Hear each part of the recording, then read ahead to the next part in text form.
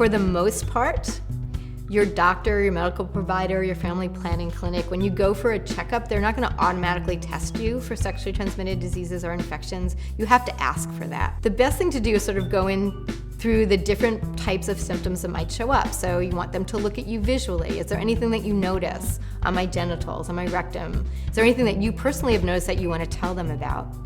They might want to do a swab test for you to see if you have gonorrhea or chlamydial infection. Those are very common, and it should be part of your normal STI checkup.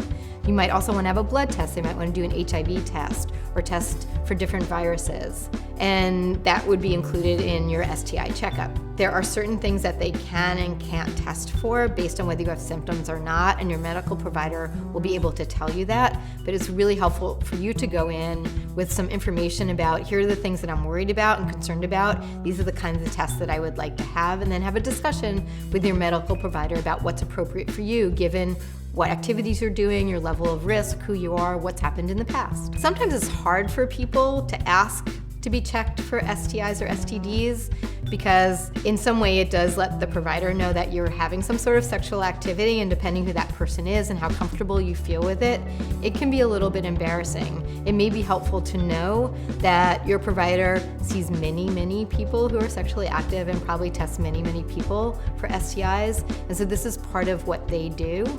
If it will help you at all, maybe you can write down some of your concerns before you go in to talk to your provider, so when you get in there, it might make it more comfortable for you to have that conversation.